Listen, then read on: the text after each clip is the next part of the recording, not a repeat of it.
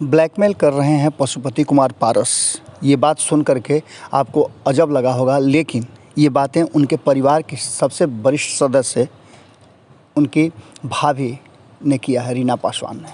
रामविलास पासवान की पत्नी रीना पासवान ने पहली बार अपने परिवार और पार्टी को लेकर के मुंह खोला है। 10 अक्टूबर को रामविलास पासवान की पुण्यतिथि थी। उस पुण्यतिथि के अवसर पर रीना पासवान ने अपनी चुप्पी तोड़ी है।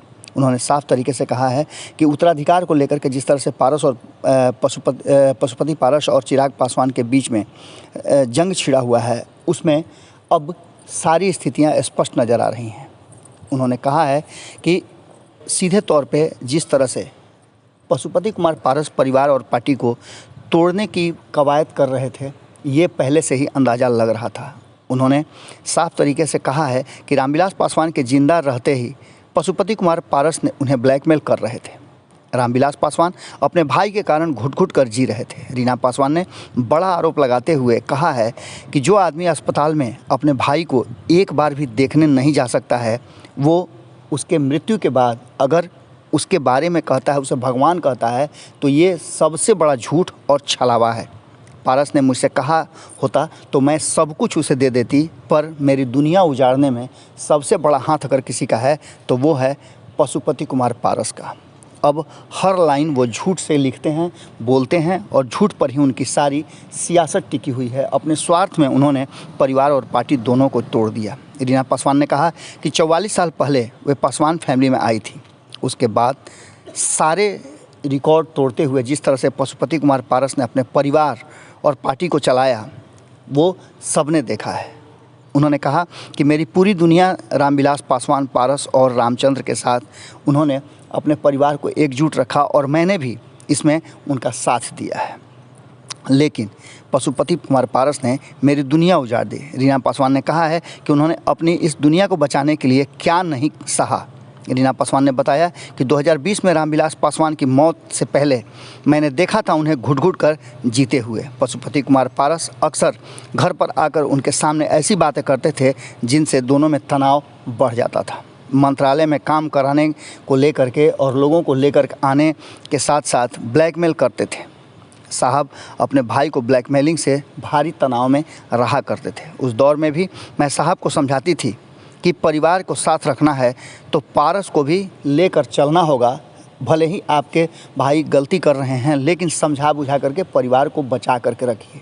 रामविलास पासवान जी के जीवित रहते ही पशुपति कुमार पारस चाहते थे कि वो सब कुछ अपने हाथ में हस्तांतरित कर लें, लेकिन उन्होंने कभी भी इस तरह की बातें खुलकर नहीं कही, बल्कि भीतर ही भीतर वो प्लानिंग करते रहे और जिसका नतीजा है कि उन्होंने झूठ-मूठ सब कुछ आरोप लगा करके और पार्टी को तोड़ दिया और परिवार को भी तोड़ दिया।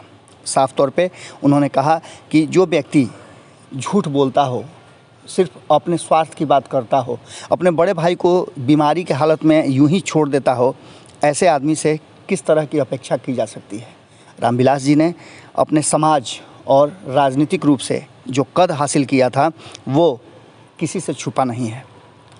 रीना पासवान ने कहा कि रामविलास पासवान की 13वीं के बाद पारस ही नहीं बल्कि उनकी पत्नी तक ने उनसे बात करना छोड़ दिया था। जब पारस ने रात के अंधेरे में पार्टी का नेता बनने का दावा किया तो मैंने उन्हें कई बार कॉल किया था, पर पारस ने फ़ोन नहीं उठाया।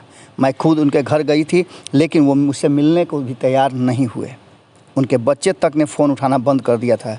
मैं अब्दुल खालिद साहब को उनके घर भेजती थी कि एक बार पारस जी से बात करा दें, लेकिन उन्होंने तब तक बात नहीं किया जब तक कि वो पार्टी को पूरी तरह से तोड़ नहीं दिए। इतना ही नहीं, मैंने हार कर 3 पन्ने की एक चिट्ठी भी लिखी थी।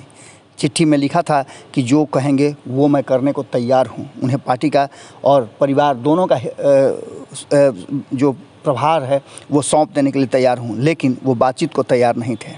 इतना ही नहीं, रीना पासवान ने कहा कि पारस हो या रामचंद्र पासवान के परिवार के लोग, बताएं कि पिछले 44 सालों में मैंने उनके लिए क्या नहीं किया है, उनके किस दुख सुख में शामिल नहीं हुई हूँ, साथ खड़ी नहीं हुई हूँ।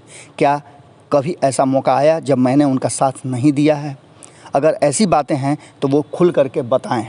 लेकिन जिस तरह से उन्होंने चिराग को उनके पिता के मृत्यु के बाद अकेला कर दिया है और पार्टी के साथ साथ परिवार को तोड़ करके खंड खंड कर दिया है।